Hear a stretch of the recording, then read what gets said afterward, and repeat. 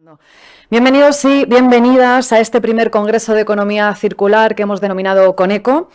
Este evento lo hemos creado desde la ilusión y las ganas de crear espacios útiles, un trabajo en el que hemos participado como organizadores convencidos por la apuesta que suponen estas acciones, y este trabajo unido es fruto de la colaboración entre la empresa Greeny, el Círculo Empresarial de Elche y Comarca, el Parque Científico de la Universidad Miguel Hernández y Elche Parque Empresarial, donde nos encontramos hoy. Todo desde el espíritu de este congreso de crear una plataforma para el avance de las alianzas ODS, una jornada con 3 mesas donde proponemos hablar de descarbonización de la industria, usos y sostenibilidad y de la Ley de Residuos 7/2022. Y estos temas los planteamos desde los casos de éxito de empresas nacionales e internacionales que hoy nos traen sus ejemplos en materia de economía circular y sostenibilidad, porque estas no son cuestiones de futuro, son cuestiones del presente. Una realidad a la que hay que sumarse adaptando la actividad empresarial a las cuestiones legales y dentro del respeto al entorno y al medio ambiente. Los ODS que hoy abordaremos son el número 7, energía asequible y no contaminante, el número 9, industria, innovación e infraestructuras, el número 13, acción por el clima, 12, producción y consumo responsable y finalmente el 17, alianzas para lograr estos objetivos.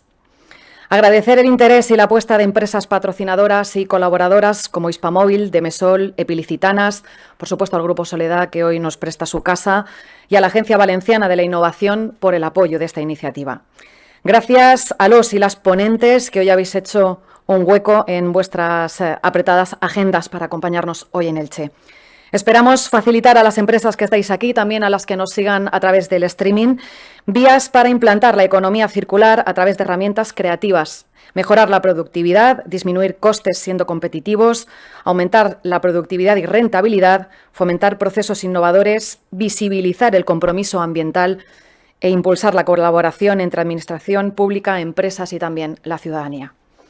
Hoy tenemos 3 mesas con distintas temáticas, como acabamos de comentar hace un instante, pero vamos a comenzar con la apertura de este congreso, donde contamos con Esther Díez, concejala de Sostenibilidad, Movilidad Urbana y Medio Ambiente del Ayuntamiento de Elche, y contamos también con Amelia Navarro, presidenta de la Comisión de Responsabilidad Social Empresarial de la Confederación Empresarial de la Comunidad Valenciana, de CEF. Buenos días a ambas, gracias por acompañarnos. Buenos días. La apertura es más sencilla que el resto de las mesas y la pregunta es muy clara para ambas. ¿Cómo se está trabajando en materia de economía circular y sostenibilidad, en este caso por parte de CEF? Buenos días a todas, a todos. En primer lugar, dar las gracias a las entidades organizadoras del Congreso y por supuesto a Neumáticos Soledad por ceder su casa para el mismo, ¿no? Sabemos que la competitividad empresarial está ligada a una gestión eficiente de los recursos y nos encontramos además en una situación de crisis energética, crisis climática y además desabastecimiento de materias primas que pone aún más de relevancia la importancia de esta gestión, ¿no?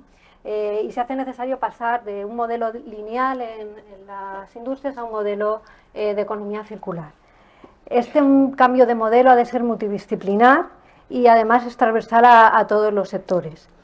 Tenemos, de hecho, mucha normativa que ya regula el tema de los residuos, incluso en distintos ámbitos, y planes y programas a nivel territorial que también incluyen la economía circular, como pueden ser planes tan generales como la Estrategia de Objetivos de Desarrollo Sostenible de la Comunidad Valenciana, o el Plan de Especialización Inteligente, que va más enfocado a temas innovadores, o incluso, cómo no, el Plan Integral de Residuos, que ya afecta también sobre todo a los municipios, ¿no? Frente a este reto, pensamos que uno de los grandes objetivos es la prevención y la correcta gestión de los recursos y también de los residuos, en línea con lo que nos van marcando las instituciones europeas, estatales, autonómicas, locales, etcétera. El objetivo es evitar impactos ambientales negativos sobre los ecosistemas, sobre la biodiversidad, sobre la salud humana, y que además consigamos con esta economía circular que los residuos vuelvan como recursos al sistema productivo. Desde nuestra parte, desde los sectores económicos, somos conscientes de la necesidad de llevar a cabo una gestión socialmente responsable también de los recursos y teniendo en cuenta, como decía antes, que los residuos también son recursos, ¿no? Sabemos que la innovación es una de las palancas que nos van a ayudar precisamente en todo este cambio de modelo a través de soluciones más respetuosas con el medio ambiente. Pero también es imprescindible que las administraciones públicas sean facilitadoras para las empresas e impulsen la economía circular a la vez que tengan en cuenta pues, la competitividad de las empresas y que den unos plazos razonables para la adaptación, ¿no?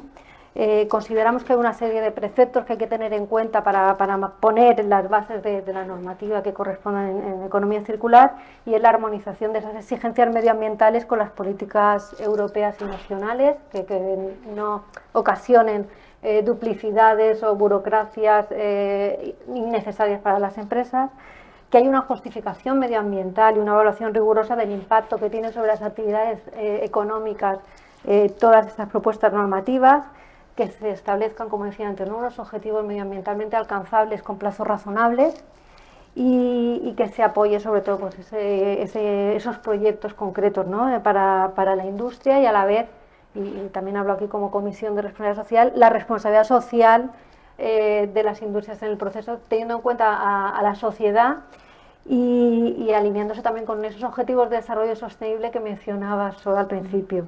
Importante también, otro punto que nos permite acercarnos a la sociedad, es la concienciación y la sensibilización ambiental de la ciudadanía en general, y también llevar, ¿no?, a la ciudadanía qué están haciendo las industrias y cómo también las personas consumidoras pueden ser también responsables en este sentido, ¿no?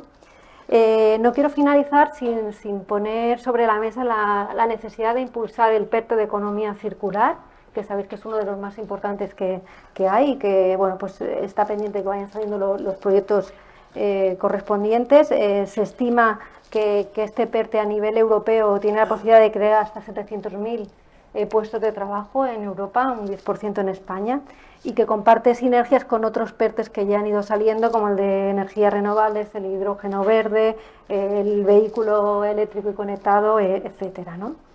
Sabéis que, bueno, pues que este PERTE se centra sobre todo en ciertos sectores industriales, como son el textil, el plástico y bienes de equipo, y que además incluyen otras actuaciones transversales a la empresa en general, ¿no? En 4 categorías: reducción del consumo de materias primas, el ecodiseño, la gestión de residuos y la digitalización.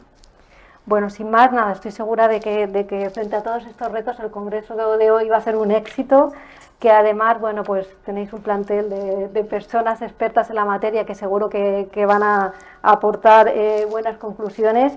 Y bueno, felicitar de nuevo a CEDELCO y al resto de entidades organizadoras por esta celebración, y decir, bueno, que entiendo que el lugar escogido no ha sido casualidad. Estamos en una empresa que tiene actuaciones concretas y efectivas en materia de economía circular, y que es un ejemplo de muchos otros que tenemos en la Comunidad Valenciana y en la provincia de Alicante, de compromiso con este tema, y por apostar por una industria que sea cada vez más sostenible, más rentable y más competitiva. Muchas gracias. Muchísimas gracias, Amelia, por trasladarnos el trabajo que se está haciendo desde CEF, y precisamente lo que comentabas, esa parte que tiene que llegar a la ciudadanía. Bueno, pues quién mejor que la propia concejala de movilidad, sostenibilidad y ¿qué más? Y tráfico. Y tráfico y de todo, tiene muchas cosas. Esther Díez. Muchas gracias. Bueno, en primer lugar, gracias por invitarme a esta jornada, y enhorabuena de verdad a CEDELCO, al Parque Empresarial, al Parque Científico, Greeny, Neumáticos Soledad, por poner en marcha este foro, que yo creo que lo fundamental es al final romper esa asociación que ha habido tradicionalmente entre crecimiento económico y producción de residuos. Y creo que es especialmente significativo que lo hagáis en esta semana en que hemos celebrado el lunes la lucha contra el cambio climático, y en el que el tejido empresarial es clave para que se dé esa transición ecológica que al final mejore el bienestar colectivo. A mí, en las entrevistas que me hacían el lunes con motivo de este día, me preguntaban: ¿y la industria ilicitana en qué punto está, ¿no?, en toda esta transformación verde? Yo digo, pues precisamente la industria ilicitana, como ha ocurrido a lo largo de muchas décadas, ahora es también líder, es un referente en todos esos procesos innovadores que se están integrando en la producción industrial, de manera que seamos un ejemplo de esas políticas de reutilización, de reciclado, de prevención de residuos, de esas políticas sostenibles al final integradas en la producción empresarial. De hecho, os explicaba que muchos de los proyectos que se desarrollan en numerosas empresas, muchas de ellas ubicadas aquí en este parque, están reconocidas en diferentes proyectos europeos que nos ponen como ejemplo de todo ese trabajo, cómo tiene que orientarse, como decía Sol, no en el futuro, sino en el presente en el que nos encontramos en estos momentos. Y lo es por cuestiones económicas y, desde luego, yo creo que hay que poner en valor que este es el único camino posible también para hablar de competitividad, y lo es, desde luego, desde el punto de vista ambiental. En ese sentido, insisto, enhorabuena de verdad por celebrar este foro, en el que además la experiencia de las empresas que ya llevan más bagaje en este campo pueda servir también para que al final este conocimiento se esté aplicando al resto de sectores empresariales, que es la única manera de que eso al final tenga ese impacto positivo entre los ciudadanos y ciudadanas. En el ámbito municipal, nosotros aplicamos esos principios de la economía circular, especialmente en la gestión de residuos, y bueno, ahora, desde que tenemos además en marcha esta nueva contrata, pues seguimos avanzando pasos importantes. Contamos con infraestructuras como los 2 ecoparques fijos en Carrús y en el parque agroalimentario, los 9 puntos limpios de proximidad, los 5 ecoparques móviles y también los 2 puntos limpios móviles con los que contamos en este momento. Pero más allá de lo que se circunscribe a ese ámbito de la gestión de los residuos, que es competencia municipal, nosotros, desde luego, en lo que trabajamos es en esta estrategia global, estrategia que conocéis, que es el 2030, en la que lo que buscamos es impulsar precisamente esa economía sostenible y esa economía ecoinnovadora, de la que desde luego sois un magnífico referente las empresas de este municipio y del conjunto de la provincia. Yo apuntaba algunas cuestiones que señalaba Amelia, como el agilizar procesos burocráticos, y creo que eso es una tarea desde luego pendiente por parte de las diferentes administraciones, que facilitar que se den todos estos procesos tiene que ir, entre otras cuestiones, en ese campo, y en eso estamos trabajando, y también generar al final las condiciones para que nuestro sea un municipio referente en economía verde, ¿no? Y por eso, cuando hablamos de esa estrategia, hay una parte clave ligada a la economía, que tratando de facilitar, pues eso, este proceso, ¿no?, de transformación. Y yo creo que se trata sobre todo de que, de la mano, desde el tejido empresarial, desde el ámbito municipal, sepamos explicar que aplicar estos principios de la economía verde, aplicar la economía circular, es lo que nos da un valor añadido, ¿no? Es que es lo que hemos estado al final buscando a lo largo de mucho tiempo para hacernos competitivos, que a lo largo de otras décadas se ha situado con otros elementos, y que ahora tiene que venir de la mano precisamente de aplicar los procesos sostenibles de manera interna. Así que, bueno, yo espero que sea muy provechoso el día de hoy, que estoy convencida de que sí, que podáis compartir esas experiencias, que, insisto, me parece una excelente iniciativa el haber puesto en marcha este foro, y desde luego contad con el ayuntamiento para todo este camino, en el que al final no hay que perder la perspectiva de lo que estamos hablando. En nuestro caso, y lo que nos hemos fijado como objetivo, es esa reducción de un 40% de las emisiones contaminantes en el año 2030 y alcanzar la neutralidad climática en el año 2050. Hacemos porque nos lo marca la normativa, pero desde luego desde el convencimiento de que es el único camino que podemos seguir si lo que queremos es seguir garantizando los mayores índices de bienestar a nuestros vecinos y vecinas. Pues muchísimas gracias, Esther. Con vosotras queda clara esa fotografía de la parte privada, de la parte pública, de cómo hay que trabajar desde la parte público-privada en iniciativas comunes. Con esto y en hora terminamos la apertura y vamos con la primera mesa de descarbonización de la industria. Un aplauso para ellas.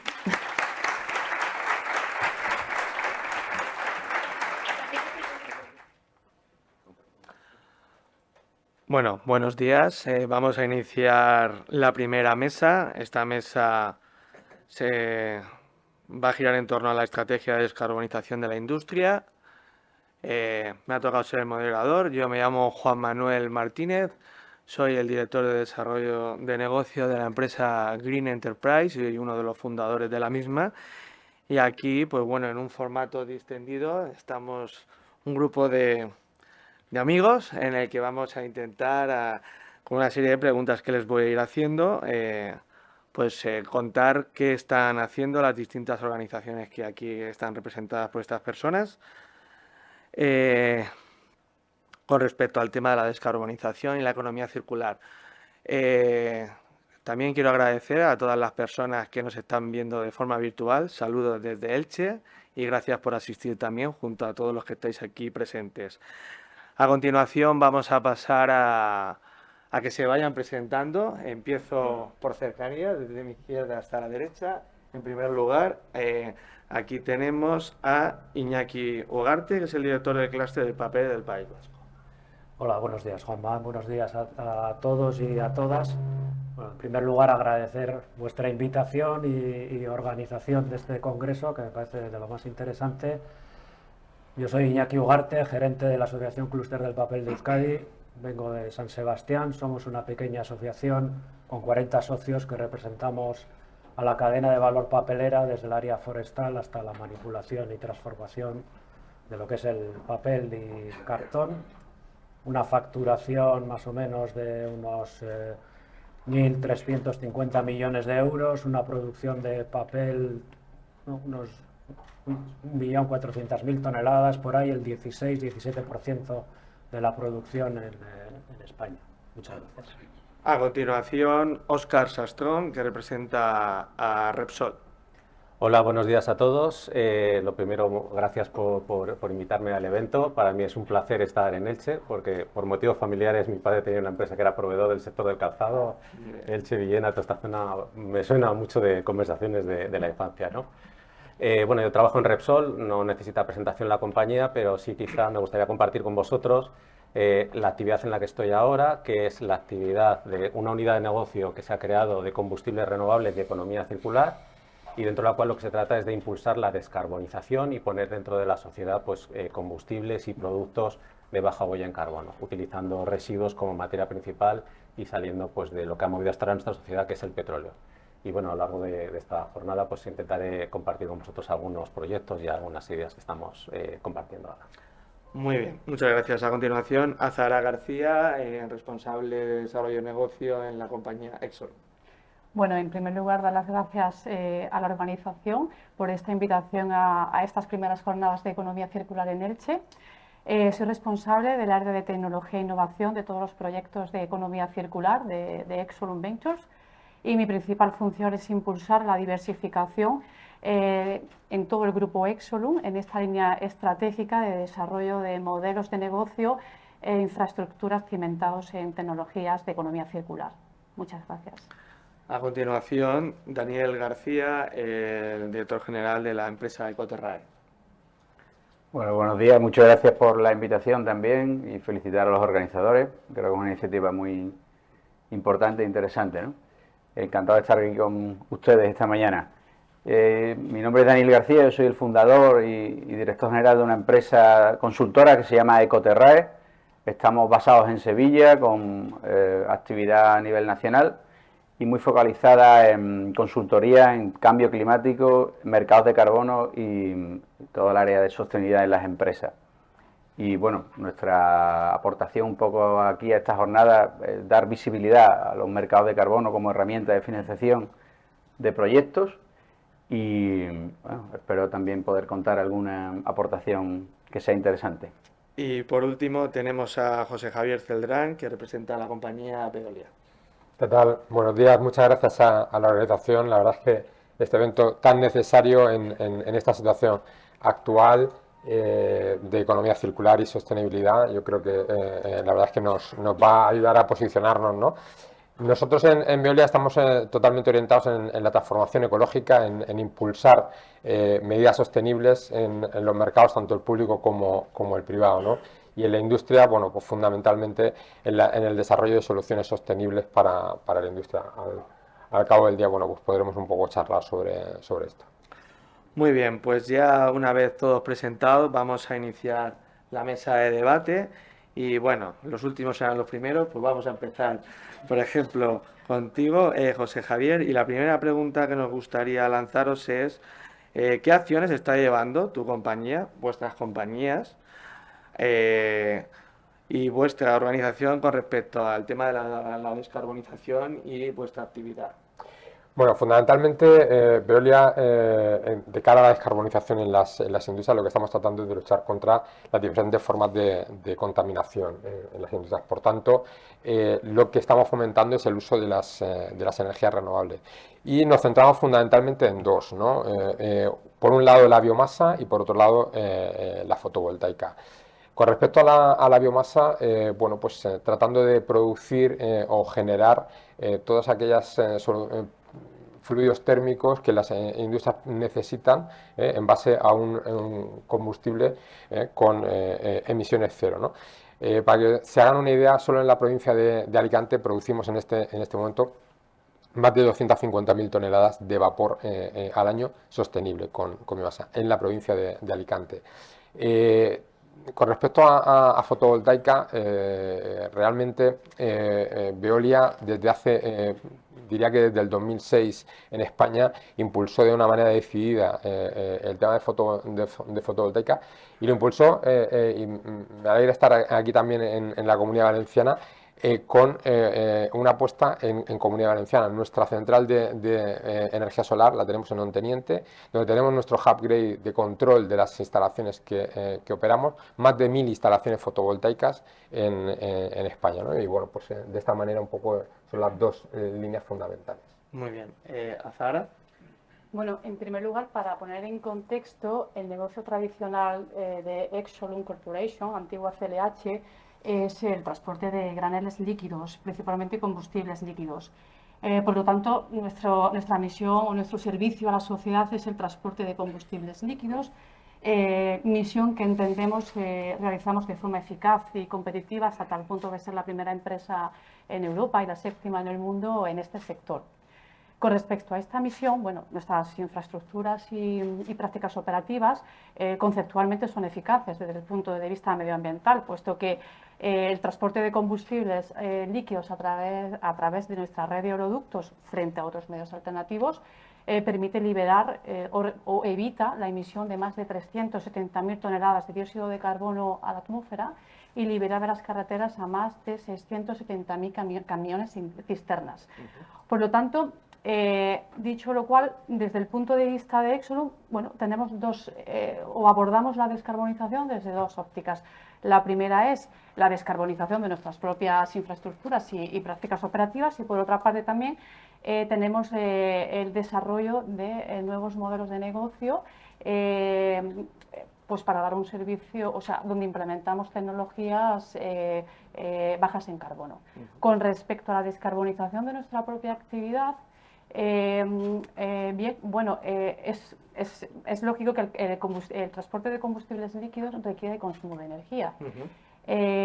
Por lo tanto, dado que nuestro servicio a la sociedad consumimos energía, pues nosotros está claro que tenemos que al final tomar ciertas medidas pues, para reducir ese consumo de energía.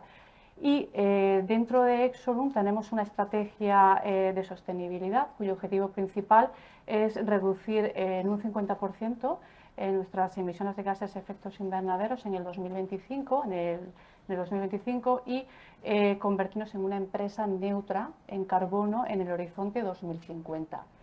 Para conseguir esto, bueno, pues estamos tomando medidas desde el punto de vista de eficiencia, por ejemplo, pues sustitución de equipos menos eficientes por otros más eficientes, pues iluminación LED o, por ejemplo, equipos de bombeo.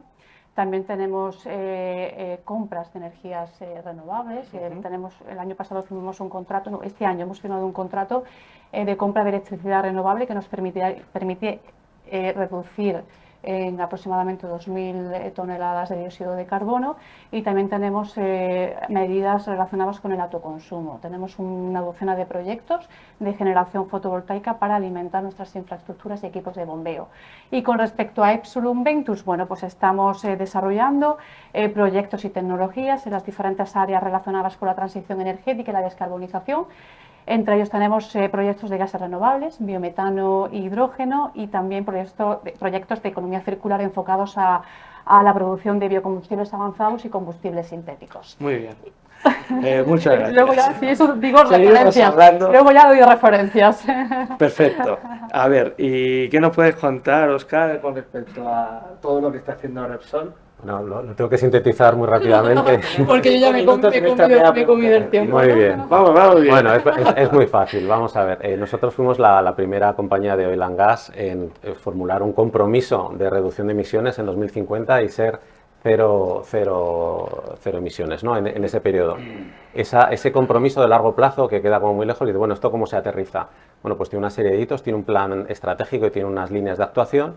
Y entre ellas hay objetivos intermedios, por ejemplo, el objetivo de fabricar 2 millones de toneladas de combustibles renovables o el reciclar el 20% de la materia prima de nuestras poliolefinas en el año también 2030, ¿no?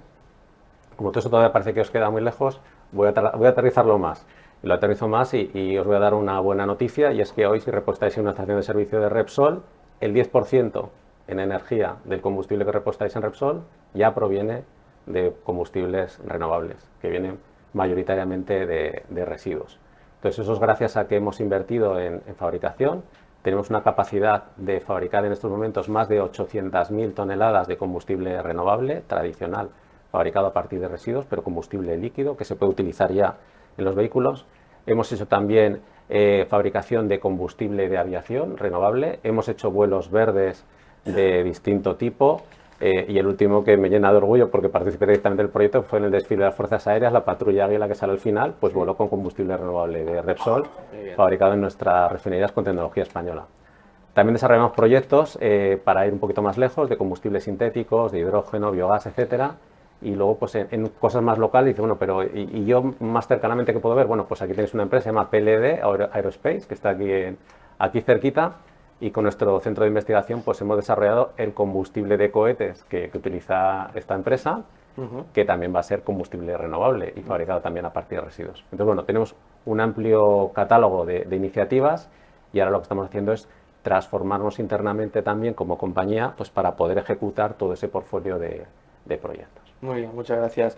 Iñaki, una empresa tradicional como es el sector papelero, ¿qué está haciendo al respecto de la pregunta formulada? Aunque ya nos has anticipado al principio. A ver, bueno, voy a intentar organizarme por grupos de actividades, porque, como sabéis, os podéis imaginar, una fábrica de papel es el paraíso de máquinas y de equipos que consumen energía, y además somos grandes usuarios, y digo usuarios, no consumidores, de un recurso natural que es el agua, ¿no?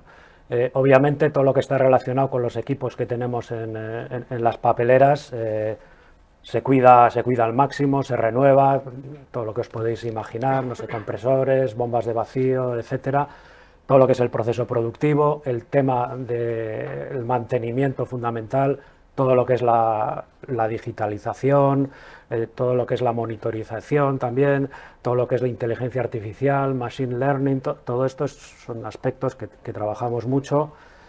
Hay otra parte que también es muy importante, vinculada con los residuos, que estamos trabajando con Greenie, porque bueno, existen formas de valorizar residuos que permiten generar combustibles alternativos, ¿no? Por ejemplo, obviamente con nuestros socios trabajamos en todo lo que es identificar proyectos de I+D+I. Estamos en una iniciativa a nivel del País Vasco que se llama Net Zero Basque Industrial Supercluster, que consiste en garantizar que de aquí al 2050 que no emitamos gases de efecto invernadero, por ejemplo. Obviamente trabajamos para que las empresas integren los ODS en su gestión. No sé, es que la batería de medidas es tan larga, pero bueno, yo creo que son unos ejemplos bastante significativos. Muy bien, muchas gracias. Y para tranquilidad de los que me están chivando, ¿te has dejado una persona? No me la he dejado. Con toda la intención te había dejado para el final, Dani.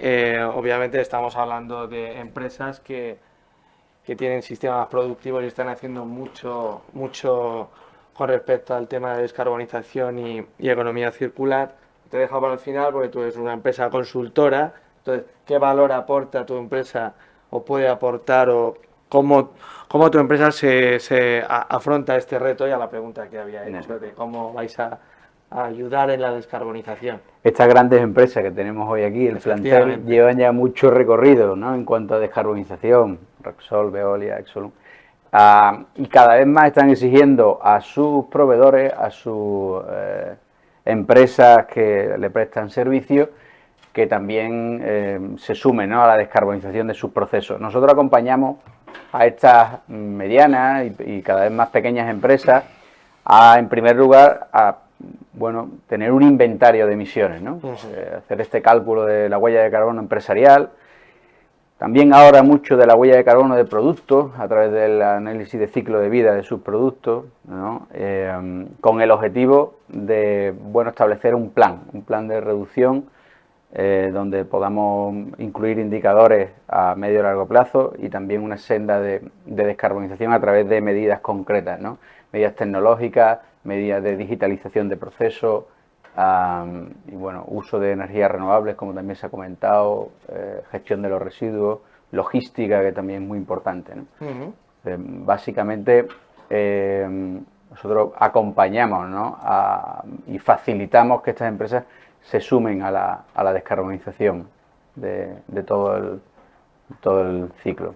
Muy bien. Bueno, vamos a pasar a la segunda cuestión, porque estamos oyendo todas las acciones que estáis llevando a cabo, nos habléis de vuestros productos, se habla de descarbonización, pero al final hay un factor determinante para toda empresa y es que la cuenta de resultados tiene que acompañar aparte de todas estas medidas.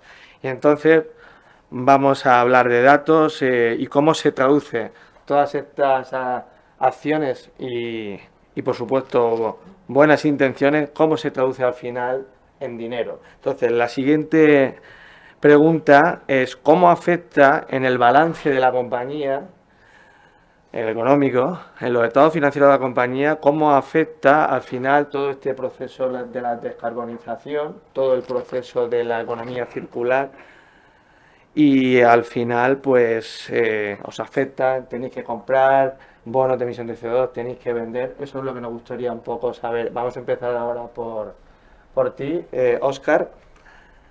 Muy bien, pues efectivamente nos afecta y mucho toda actividad industrial y sobre todo alguna como la nuestra en particular, que está sujeta al mercado de emisiones, pues efectivamente este es un tema relevante, ¿no?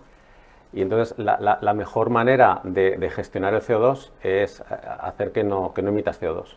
Entonces, ¿qué tenemos nosotros? Pues más allá de los elementos financieros o de los bonos que pueda haber para compensar de alguna manera el efecto de ese coste, nuestro esfuerzo fundamental está en reducir ese CO2. De hecho, tenemos programas ya desde hace tiempo, llevamos 10 años reduciendo sistemáticamente más de 2,5 millones de toneladas en Scope 2, en emisiones de CO2 de nuestro proceso. Y no contentos con eso, pues seguimos avanzando, seguimos profundizando en eso y además queremos llegar más lejos e incluso utilizar ese CO2 como materia prima para poder fabricar cosas. Fabricar cosas que pueden ser materiales, pueden ser productos para la química o pueden ser productos para combustibles, o sea, fabricación de combustibles sintéticos, utilizando CO2, hidrógeno renovable y formular sintéticamente una molécula que se puede utilizar. Entonces, esa sería la mejor manera, desde nuestro punto de vista, de gestionar ese ¿Y hablando en euros? Hablando en euros, pues es muy relevante. O sea, pensad que la tonelada de CO2 en el mercado pues está en 80, 100 euros la tonelada, o sea, se espera que pueda subir, ¿no? Entonces, esa gestión, como os digo, pues imaginad hacer la cuenta, 2 millones de toneladas a esos precios, pues os hacéis idea del impacto tremendo que tiene, ¿no? Efectivamente, muchas gracias. José Javier, cuéntanos en Veolia. Bueno, a Veolia directamente no nos afecta en nuestro balance, no tenemos una actividad industrial como puede ser Repsol o como puede ser Exxon. Sin embargo, sí que nosotros acompañamos a nuestros clientes con soluciones que permiten hacer esta reducción. Lo decían muy bien los dos compañeros, ¿no? Trabajamos en temas de digitalización, trabajamos en temas de renovables para reducir las emisiones, pero la clave es reducir las emisiones, dejar de emitir, ¿no? Buscar soluciones en las que las empresas no emitan estas emisiones de CO2, ¿no? Y en esa línea creo que hay proyectos, hablabas de datos, ¿no? Al empezar la jornada estábamos comentando un poco el tema de las emisiones, ¿no? Ese 80 euros tonelada de CO2, que es un precio, diría, bajo. porque en realidad el objetivo de la Unión Europea es que ese precio esté en torno entre 200 y 300 euros la tonelada. Y además, en este momento, para las industrias emisoras, pero esto llegará para las que también hoy no están pagando esos derechos de emisión. Por tanto, estratégicamente, lo que estamos aportando a las empresas es esos análisis de sensibilidad, de qué va a pasar de aquí a 3 años. A los que emiten y a los que no emiten, ¿no? Con proyectos en biomasa en los que la rentabilidad o la amortización de estas instalaciones en este momento están en posibilidad de amortizar en un año, entre un año y año y medio, en las instalaciones de biomasa. Por tanto, creo que ahí es donde estamos luchando con esta parte. Muy bien. Iñaki. Bueno, nosotros podemos dar cifras concretas para las 10 papeleras que son socias nuestras. Estamos en el 4.º periodo de asignaciones, si no me confundo. El último ha empezado ahora en 2021. Es cierto que en los primeros años con el CO2 se podía ganar dinero, pero ya desde el año 2008 por ahí esto empezaba a costar dinero y últimamente está costando muchísimo dinero, ¿no? Concretamente, para los 10 fabricantes de pasta y papel del País Vasco, en 2021 el coste de las emisiones de CO2, de comprar derechos de emisión, porque se nos atribuyen derechos gratuitos, pero solo para una parte de las emisiones, era más o menos de 9,5 millones de euros, y este año, con el déficit que estimamos y al precio al que está el CO2, pues probablemente lleguemos a los 12,5 millones de euros.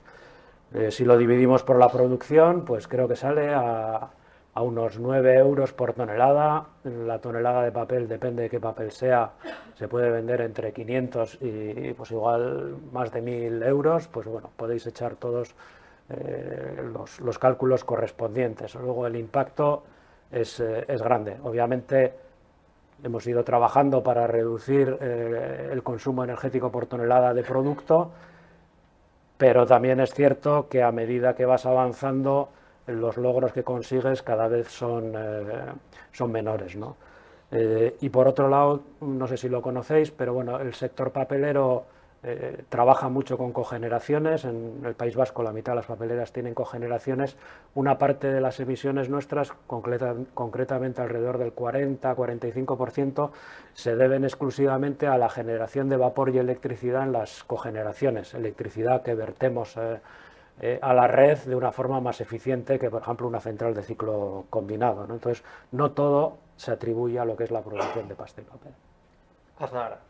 Bien, bueno, como comentaba anteriormente, el doble enfoque que tiene Exolum para tratar la descarbonización, por una parte, ¿no?, la descarbonización de nuestras propias infraestructuras y actividad, y por otra parte, bueno, por los modelos o el desarrollo de modelos de negocio cimentado, ¿no?, en tecnologías bajas en carbono.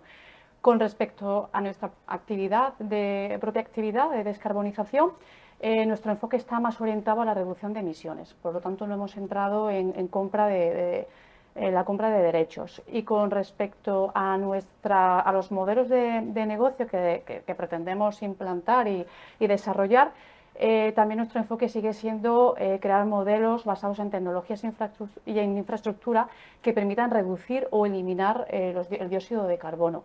No obstante, pensamos que los mecanismos de compra y venta de derechos o de compensación son mecanismos que dan flexibilidad a las compañías en sus objetivos, tanto voluntarios como obligatorios, en materia de descarbonización.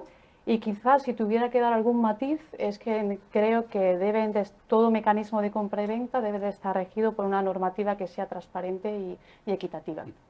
Muy bien, muchas gracias. Aquí, para terminar esta pregunta, Daniel, también tú podrías darnos un poco de luz a lo último que acaba de comentar Azahara. Totalmente. Y también hablarnos de las grandes corporaciones están sujetos al mercado obligatorio, pero también existen alternativas para las empresas, como son los mercados voluntarios. Y de esto sí que me gustaría que hables algo. El mercado regulado, ¿no?, que se pone en marcha a raíz del protocolo de Kioto año 2005, ¿no?, que en estos momentos afecta a unas 900 instalaciones en España y a 30 operadores aéreos, que sabéis que es el último sector que se ha incorporado. Bueno, son instalaciones que están afectadas, que tienen algunas asignaciones gratuitas, otros derechos por subasta, etcétera.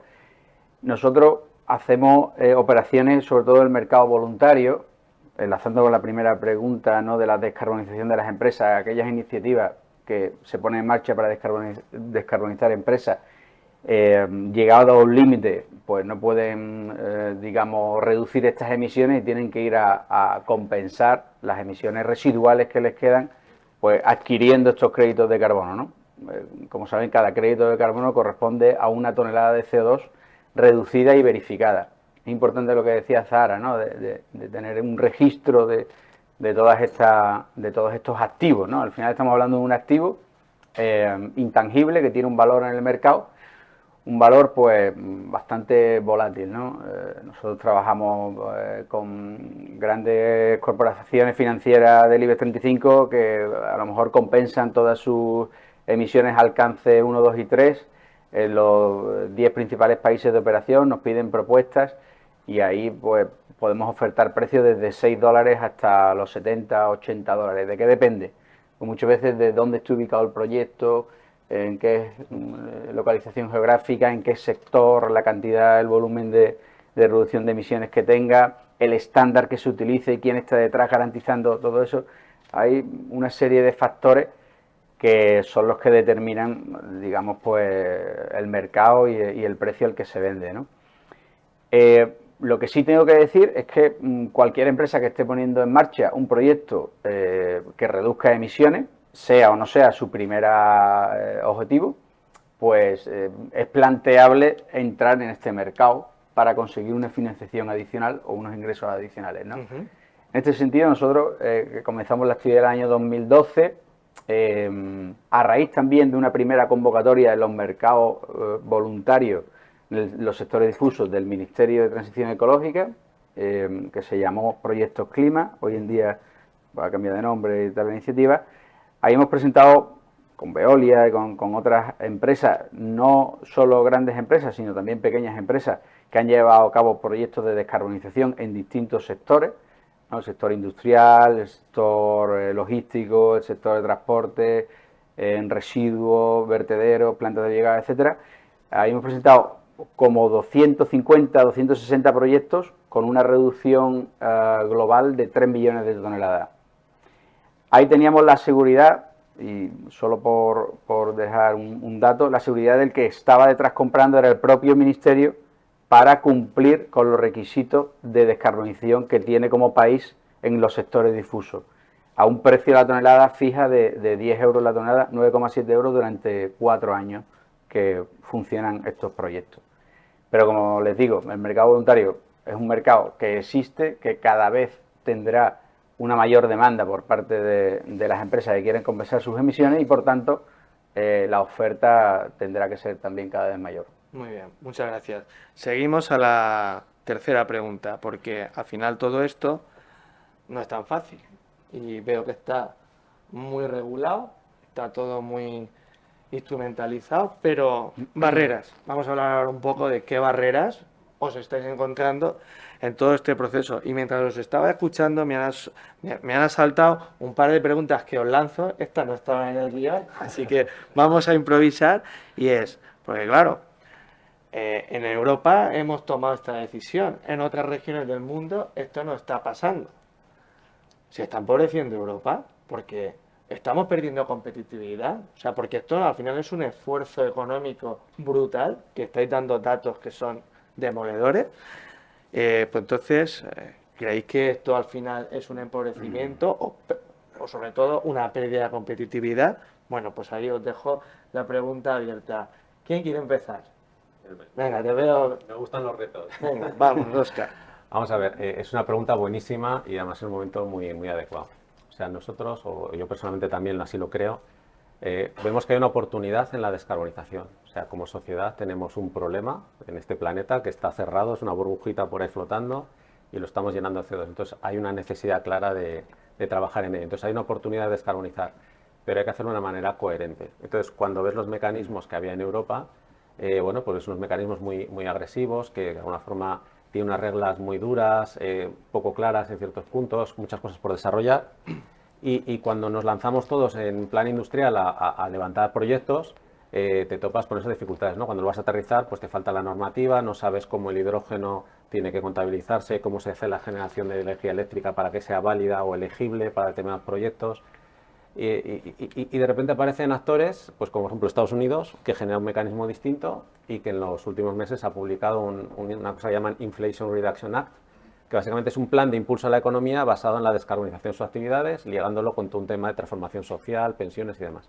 Cuando tú comparas dos mecanismos, el nuestro en Europa es penalizativo, reglas duras, no claras, y el americano es muy simple, muy claro y con los incentivos fiscales que todo el mundo entiende.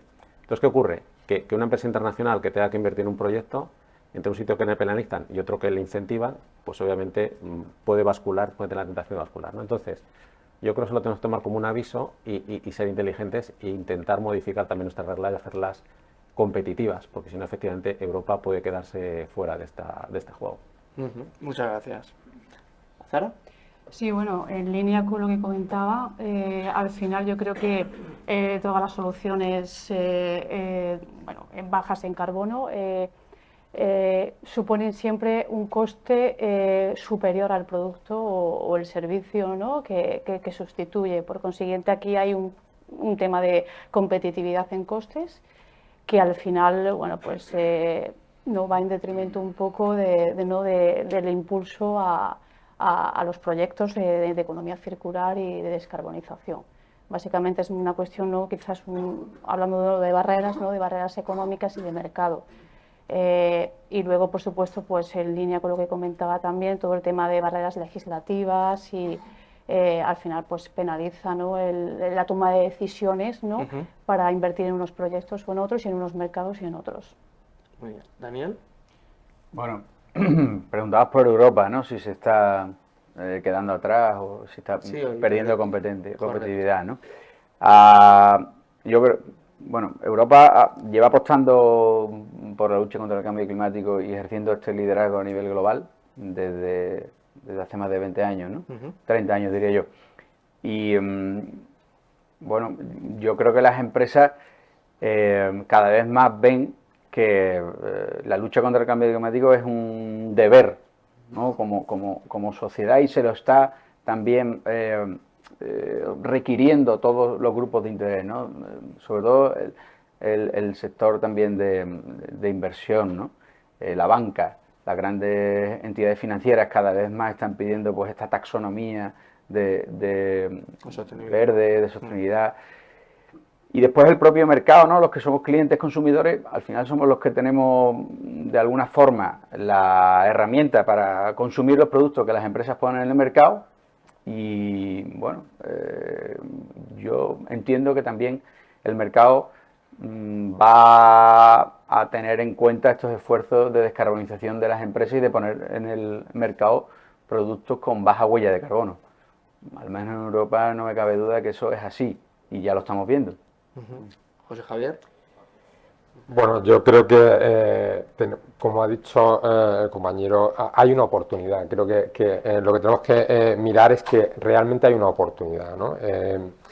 Yo creo que una de las barreras es claramente la fiscalidad, ¿no? El ayudar a las empresas a que, si tú lo quieres hacer bien, se te apoye, creo que es fundamental, creo que es de cajón, ¿no? De madera, ¿no? O sea, no hay mucho más que decir, ¿no? Por tanto, lo que tenemos que un poco que pedir es que se apoye en esta línea, el que lo hace bien y el que lo quiere hacer bien, pues que sea apoyado. Pero independientemente de estas barreras, creo que la oportunidad nos lleva a que el mercado, como también bien decía Dani, nos pide estas soluciones, ¿no?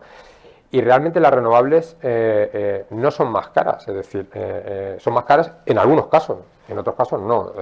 Al final los proyectos son proyectos mixtos, es decir, que una solución tiene que ser fotovoltaico, o tiene que ser biomasa, o tiene que ser biogás, pues realmente no. O sea, lo que hay que es estudiar cada caso, y yo en mi experiencia en todo este tema en las industrias, los proyectos son rentables, se pueden hacer proyectos rentables con costes más económicos de lo que ahora mismo a las empresas les está costando la energía. Por tanto, lo que tenemos que es agudizar el ingenio.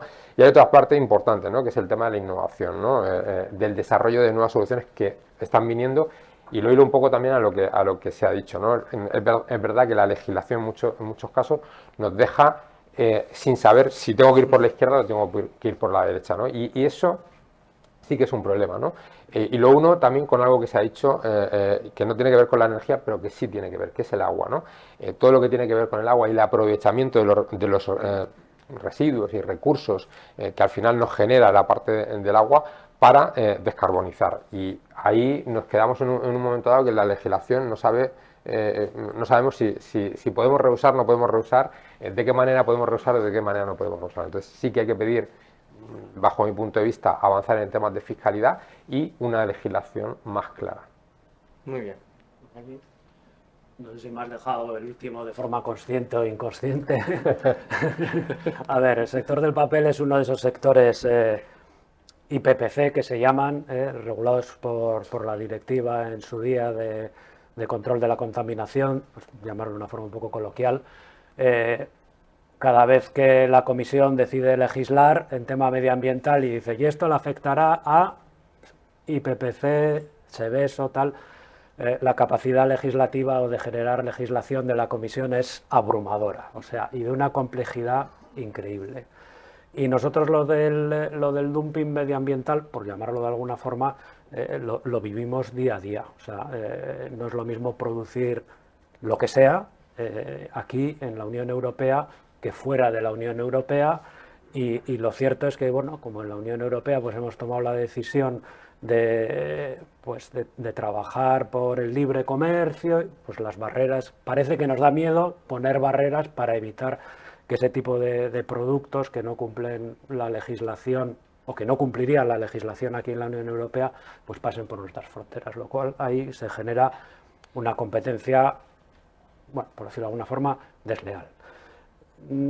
Aparte de esto, yo creo que hay un tema clave en nosotros en general como sociedad, los partidos políticos, los políticos. Yo no sé si tenemos todos muy claro qué es lo que supone todo esto de la economía circular y la descarbonización.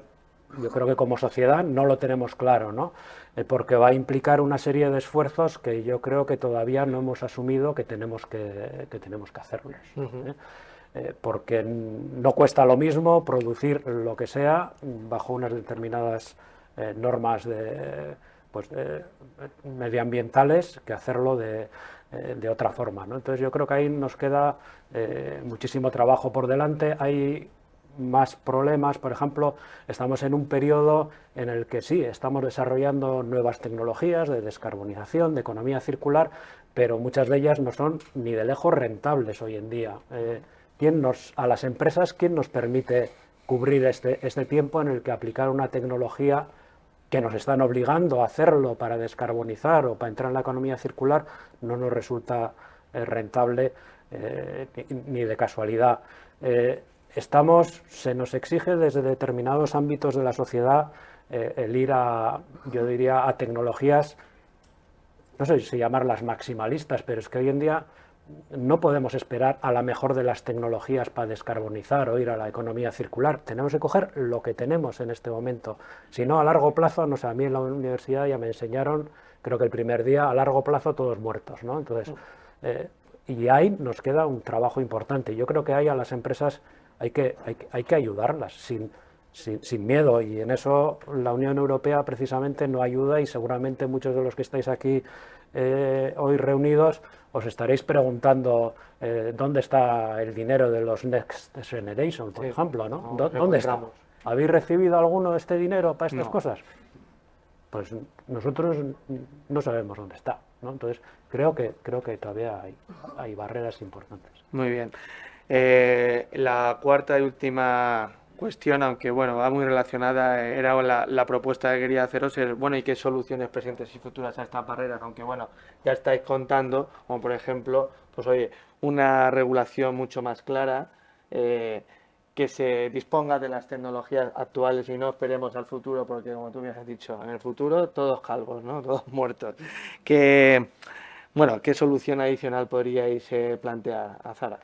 Bien, bueno, entre las barreras que todos hemos ido comentando, con respecto a lo que llamaría yo barreras económicas o de mercado, que están muy relacionadas con la competitividad en costes, yo creo que hay que se puede combatir con un apoyo al desarrollo tecnológico, es decir, más I+D, y también pues con un apoyo económico a los proyectos o plantas piloto que permitan mejorar la competitividad.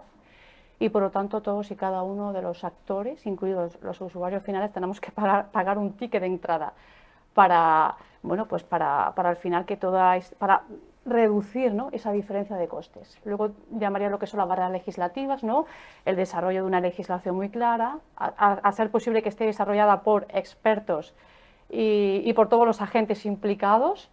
Luego, en línea con lo que decía Iñaki, yo llamaría unas barreras de enfoque o políticas, en el que efectivamente, como él comentaba, el determinismo no tecnológico que te dice, o que te dice, hay que poner esta solución técnica, ¿no? Pues no, establecer unos objetivos y que sea la industria y la tecnología los que te digan cuál es la ruta tecnológica mejor para alcanzar esos objetivos. Y luego también yo aquí incluiría principios de economía circular, es decir, nuevas energías, utilizar infraestructuras existentes y dejar las nuevas inversiones para otros fines. Y luego ya por último, lo que yo creo que es importante, incluir criterios de sostenibilidad social, no estrictamente ambiental. Es decir, por ejemplo, yo en todas estas soluciones incluir consideraciones tan necesarias como el acceso universal a la energía, la transición justa y los territorios vaciados. Y también incluir consideraciones pues, en cuanto a la concienciación y la sensibilización, pues porque para dar a entender a la población ¿no?, la necesidad de este cambio a nivel tanto social como ambiental, pues de alguna forma para convencerles, ¿no?, en ese ticket de entrada que tenemos que pagar, pues para implementar estas tecnologías bajas en carbono. Muy bien. José Javier. Mira, yo sinceramente creo que tenemos que utilizar lo que tenemos. O sea, yo creo que la clave es esta, ¿no? Es decir, no podemos utilizar cosas que no tenemos porque como no están, pues no están a nuestro alcance. Entonces, yo me hago una pregunta respecto a la biomasa. Toda esta biomasa que se queda en los montes, que no se recoge, que no se gestiona, pues se queda ahí, ¿no? Os pondría un ejemplo también de aquí a Alicante. Hace pues 3 o 4 años hubo una dana en la zona de Gijona, en toda la sierra, en esa sierra, que maltrató el monte, hizo que muchísimos árboles murieran y que se quedaran ahí. El Ayuntamiento de Gijona tenía un problema con esto. Bueno, ese monte se ha logrado extraer esa biomasa y con esa biomasa se ha podido producir energía. Tenemos que aprovechar esas oportunidades. Otro aspecto importante es el biogás, es decir, nos quejamos del gas, de lo caro que está el gas. Bueno, tenemos que pagar, se decía por aquí, tenemos que pagar un poco un peaje, ¿no? Tenemos el famoso contenedor marrón, ¿no? Ese famoso contenedor marrón. ¿Estamos dispuestos a hacer la segregación en casa para que realmente el contenedor marrón no tenga un 60% de impropios y realmente sea un 100% de orgánico lo que haya dentro del contenedor marrón y que podamos producir de manera eficiente biogás? Pero ¿podemos producir biogás en las industrias? ¿De qué manera podemos producir biogás en las industrias? Bueno, yo creo que al final lo que tenemos que tratar es de utilizar los recursos que tenemos, que los tenemos. Evidentemente nos falta para poder llegar a los objetivos de 2050, pero yo me quedaría con esa idea de utilizar lo que tenemos mucho. Daniel. Bueno, yo creo que se están dando 2 pasos también para comenzar a utilizar lo que tenemos, como dice. Y las barreras que decía también Iñaki, ¿no? La gran regulación y de directiva y directrices de la Unión Europea que llega a las empresas, ¿no? Bueno, a mí me gusta más verlo desde el punto de vista del mercado, ¿no? Es decir, es verdad que tenemos ahí una regulación que va bueno, sacando cada vez más normativas, pero yo creo que hay iniciativas empresariales y de mercado que van por delante de esta legislación. Y en cuanto a, por ejemplo, me refería antes a mercados de carbono, generación de créditos de carbono, es necesaria de alguna forma pues esta transparencia, eliminar la incertidumbre que tiene en cuanto a precios, en cuanto a volumen, en cuanto a trazabilidad de las transacciones, doble contabilidad, etcétera.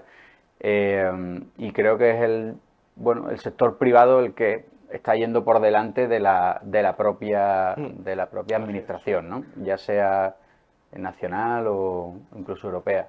Iñaki. Seré breve porque veo que estás... No, tranquilo, todo... Vamos. Vale. A ver, yo creo que pedagogía, formación, parecerá mentira, pero nosotros en las fábricas lo vemos, ¿no? Con trabajadores, operarios que no conocen bien lo que tienen que hacer, pues igual dejar equipos en marcha cuando están en vacío, por ejemplo, todo eso tiene unos consumos monumentales. Simplemente con esas cosas es como lo de apagar la luz en casa, ¿no? O cuando sales del baño en las oficinas, ¿no? Simplemente con eso daremos también un pequeño paso en la descarbonización, más innovación y yo diría que ayudar a las empresas, no sé si es una travesía del desierto, pero en este impasse en el que hay que ir invirtiendo mucho en cambiar el modelo de economía que tenemos por delante y eso yo creo que es también fundamental. ¿Y Óscar? Bueno, pues hemos dicho muchas cosas, yo las resumiría en tres. O sea, básicamente yo veo tres frentes. Estamos en un momento de transformación. Cuando estás en una transformación, el primer cambio cuesta. El hecho de que veamos estos problemas es que algo está pasando, si no, no habría problemas. Entonces, para mí eso es positivo. Entonces, hay regulación, tecnología y mercado. Regulación, pues básicamente tendría que alinearse un poquito más las cosas que hay. Yo creo que las líneas principales están claras y están definidas. Hay objetivos, hay sendas, hay mecanismos de control, hay de alguna forma reglas que pueden mejorarse, pero están sentadas. Pues habría que evolucionarlas un poquito más. Esas reglas tendrían que dejar paso a la segunda, que es la tecnología. Tendría que haber un principio, para mí claro, de neutralidad tecnológica y que sean las tecnologías las que compitan. Hay muy buenos ingenieros en el mundo, dejemos que hagan su trabajo, que desarrollen lo mejor que puedan y que compitan en costes el que mejor lo haya hecho, ¿no? Porque luego ya el mercado se regula, el mercado es muy sabio, o sea, nadie pone dinero donde no es rentable. Entonces, si tú tienes una regulación clara, una neutralidad tecnológica donde compite y gana el mejor, el mercado de manera natural elige y al final es el que tiene que dar de comer a todo el sistema, ¿no? Entonces, para mí ese sería el círculo perfecto y como decían aquí también, ¿no? O sea, utilizando principios de economía circular y aprovechando lo que tenemos, ¿no? O sea, no haciendo productos de usar y tirar, no generando energía a partir de fuentes no sostenibles, a partir de los residuos se pueden hacer materiales, se pueden hacer combustibles, se pueden hacer muchas cosas. Bueno, pues utilicemos todo. Hay una crisis del gas tremenda y en España hay un potencial de generación de biogás y biometano brutal que no se desarrolla por un tema normativo. Y paradójicamente vienen empresas del norte de Europa a llevarse residuos de España para sus plantas de biogás en Dinamarca, en Suecia, que hay muchos casos, ¿no? Entonces, dejemos que el sistema fluya de una manera más natural, aprovechemos todos estos principios y focalicemos nuestra energía. Vale, ya para terminar, y ya me comentan los compañeros que ahora en terminar la mesa vamos a tomarnos un café todos, seguimos hablando y un poquito de agua. ¿Os atrevéis para terminar a dar un titular como cluenda de todo lo que hemos hablado? Empieza tú. Pues yo diría que la economía baja en carbono supone un cambio disruptivo a todos los niveles, que por una parte es ineludible y que por otra parte hay que abordarlo con un enfoque holístico bajo criterios de sostenibilidad global, incluyendo sostenibilidad económica, social y ambiental.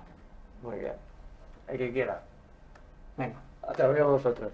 Bueno, yo mismo, yo lo diría muy fácil. O sea, el cambio ya ha empezado, el cambio no viene de fuera, el cambio lo hacemos nosotros. No dejemos que lo hagan otros por nosotros. O sea, seamos partícipes, cualquier ciudadano puede participar en el cambio y cualquiera en su puesto de trabajo, en su empresa o en la responsabilidad, si tenga una responsabilidad pues más política o normativa, pues puede hacer que esto funcione.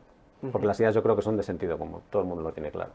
Yo diría algo parecido, ¿no? Que tanto la descarbonización como la economía circular ya no son una opción y tenemos que integrarlas no solo en las empresas, sino en nuestras vidas también como sociedad. Muchas gracias. Bien. Yo a veces pongo una ecuación ahí en un gráfico que pongo menos CO2 igual a euros, ¿no? Entonces yo creo que expresa un poco lo que... Me gusta ese titular. Lo que queremos, ¿no? Sí, señor. Utilizar la descarbonización, que sí o sí tenemos que hacerla para generar recursos económicos y de circularidad. Y van a terminar, José Javier. Pues optimismo, la economía circular es un camino, sabemos cuál es el camino, utilicemos las herramientas que tenemos. Muy bien. Bueno, pues damos por finalizada esta primera mesa. Muchas gracias a todos. Vamos a hacer un breve descanso, nos tomamos un café, un agua y charlamos. Un saludo, gracias.